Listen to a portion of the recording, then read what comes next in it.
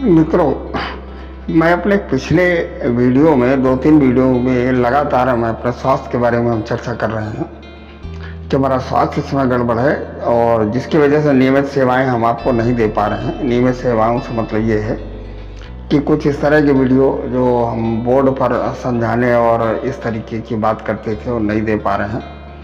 तो अभी 3-4 दिन पहले मैं हॉस्पिटल में एडमिट था, तो वास्तु पर चूँकि हम चर्चा कर रहे हैं तो हमें हमारे दिमाग में ये आया कि क्यों ना एक वीडियो वास्तु पर बनाया जाए। तो वास्तु के बारे में आज हम चर्चा करेंगे। मित्रों, मैं के मिश्रा ज्योतिष शोध सेवा संस्थान से आज आपके समक्ष पुनः बहुत ही छोटा वीडियो लेकर के आया हूँ, जिसका हमारा टाइटल है वास्तु नियम, अस्पताल हेतु वास्तु के 10 नियम, जिसमें कौन कौन से प्रवेश द्वार की बात करेंगे, रिसेप्शन की बात करेंगे, मरीजों का वेटिंग लॉज की बात करेंगे, दवा खाना माने मेडिकल स्टोर की बात करेंगे, ऑपरेशन कक्ष की बात करेंगे, सीढ़ियाँ और रैंप की बात करेंगे, जल व्यवस्था, ये जो बहुत आवश्यक व्यवस्था है इसकी बात करेंगे। और सबसे ज़्यादा ज़रूरी है कूड़ादान, है ना, ताकि हमारा जो वेस्ट निकलने वाला है ये किस तरह से हम रखें और वास्तु के हिसाब से अस्पताल और मरीजों पर किसी भी प्रकार का कोई भी प्रभाव ना पड़े, इसके बारे में हम आज चर्चा करते हैं। प्रारंभ करने से पहले आपसे हमारा निवेदन है कि इसे आप सब्सक्राइब अवश्य करें, लाइक शेयर भी करें और अन्य लोगों को भी इसे आप शेयर करेंगे तो आपके साथ साथ हमें भी इसका फ़ायदा होगा। आइए प्रारंभ करते हैं। मित्रों, अक्सर देखने में आता है कि चिकित्सक स्थान के हिसाब से अस्पताल की आंतरिक संरचना बना लेते हैं, उनका संयोजन कर लेते हैं, जहाँ जैसी जगह मिलती है उसके हिसाब से वो अपनी सारी व्यवस्था कर लेते हैं। माने अगर हम ये कहें कि कम जगह में जुगाड़ का अस्पताल खोल लेते हैं, ऐसा नहीं करना चाहिए। आइए इस पर हम देख लेते हैं। तो कुछ 10 नियम की हम बात करेंगे कि अस्पताल के लिए चिकित्सकों को ये चाहिए कि 10 नियम का पालन जरूर से ज़रूर करें, जिससे देखिए उन्हें तो आर्थिक लाभ होगा ही होगा, साथ में वहाँ पर जो मरीज हैं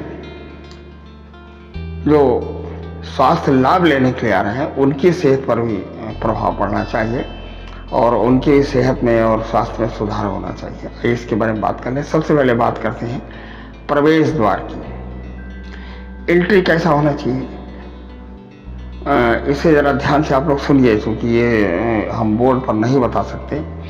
प्रवेश द्वार की जो भुजा की जो लंबाई चौड़ाई है इसे नाप लें और इसके 9 हिस्से कर लें। यदि प्रवेश द्वार पूर्व में बनाना हो तो ईशान कोण से 2 हिस्से छोड़कर शेष 2 हिस्सों में दक्षिण में हो तो आग्नेय कोण, और 2 हिस्से छोड़कर शेष 2 हिस्सों में पश्चिम में हो तो पश्चिम दिशा में बनाना हो तो नैऋत्य कोण से 3 हिस्से छोड़कर शेष 2 हिस्सों में, और उत्तर दिशा में अगर बनाना हो तो वायव्य कोण से 2 हिस्से छोड़कर शेष 3 हिस्सों में बनाएं।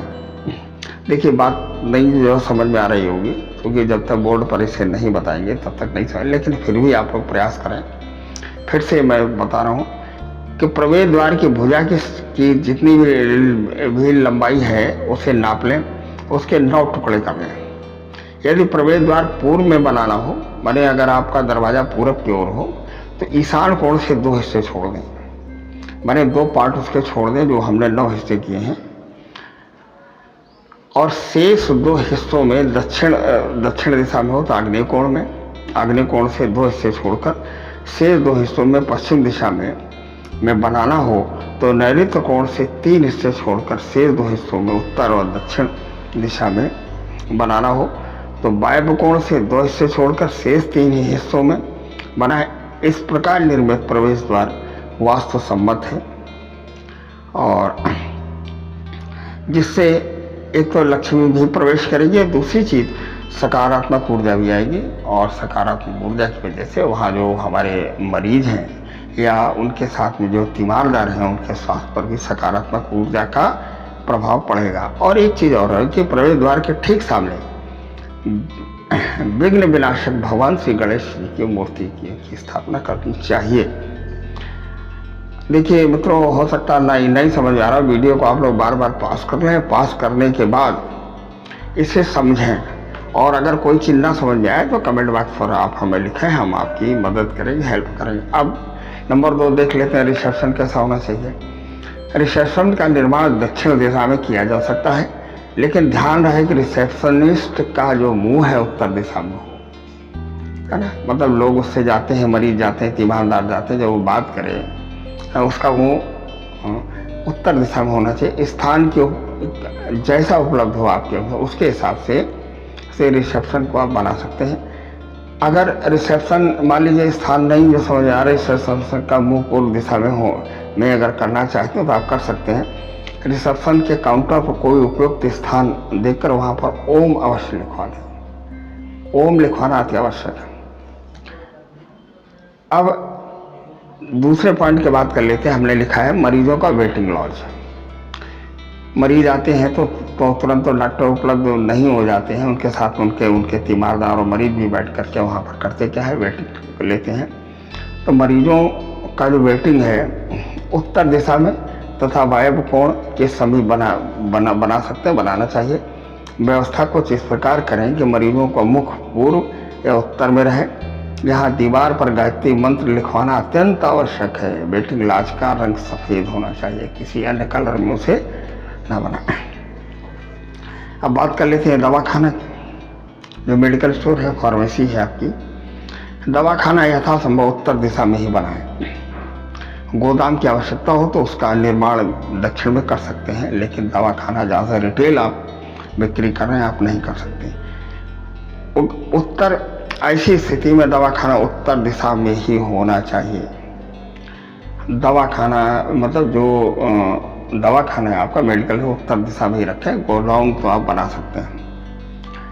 अब डॉक्टर के बैठने की जगह हम देख लेते हैं, दिशा देख लेते हैं। डॉक्टर यदि एक हो तो उसे दक्षिण दिशा या दक्षिण पश्चिम में बैठना चाहिए। यदि एक से अधिक डॉक्टर हो तो वरिष्ठता के अनुसार, ठीक है ना, उन्हें दक्षिण पश्चिम और पश्चिम अन्य दिशाओं का जो चयन करें। डॉक्टर उत्तर की ओर तथा मरीज का पूर्व दिशा में मुंह करके बैठे। विकल्प के रूप में इसके विपरीत डॉक्टर पूर्व की ओर मुंह करके तथा मरीज उत्तर की ओर मुंह करके बैठ सकते हैं। डॉक्टर के कक्ष में भयानक दृश्यों वाले फोटो के स्थान पर मनोहारी सरल चित्र लगाएं, पक्षियों के चित्र लगाएं, हरियाली के चित्र लगाएं। और एक चीज़ और विशेष ध्यान देने वाली बात, बीम के नीचे ना बैठें। जो ऊपर बीम पड़ी होती है इसके नीचे ना बैठें। कमरे में प्रकाश और हवा का संचार अच्छा होना चाहिए।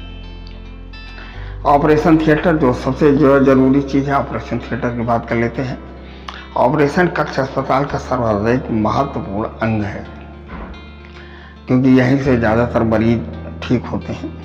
ऑपरेशन कक्ष को इस तरह से बनाएं कि इसमें जो यंत्र हैं तुम्हारे वो दक्षिण दिशा में ही रखें, किंतु ऑटोक्लेव आदि अन्य आग्नेय कोण में होना चाहिए और भी उपकरण जो होते हैं।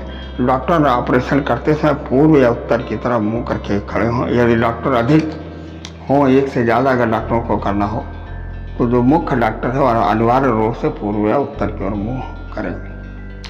अब बात देख लेते हैं सीढ़ियाँ और रैंप की। स्ट्रेचर के लिए रैंप और सीढ़ियों का निर्माण दक्षिण दिशा में ही करना चाहिए।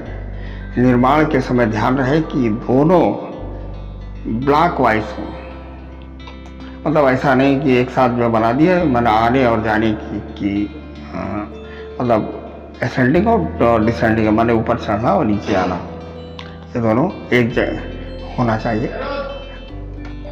एक तल से दूसरे तल में पहुंचने के लिए सीढ़ियों का निर्माण होता है। एक बात का विशेष ध्यान रखें, सीढ़ियां हरदम विषम दिशा में ही होनी चाहिए, ठीक ना। सीढ़ियों का जो निर्माण है वो विषम संख्या में ही करें, माफ कीजिएगा, विषम दिशा नहीं विषम संख्या में, मतलब इस तरह से करें कि 13 हो, 15 हो, 17 हो, इस तरीके से करें। बीच में रेस्ट जरूर दें।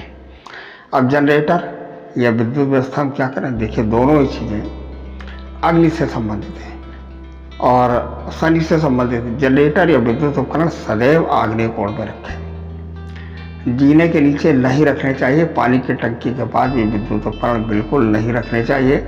जनरेटर ईशान कोण में कतई स्थापित न करें। अब जल व्यवस्था की बात कर लेते हैं। पानी वाटर टैंक का होना चाहिए।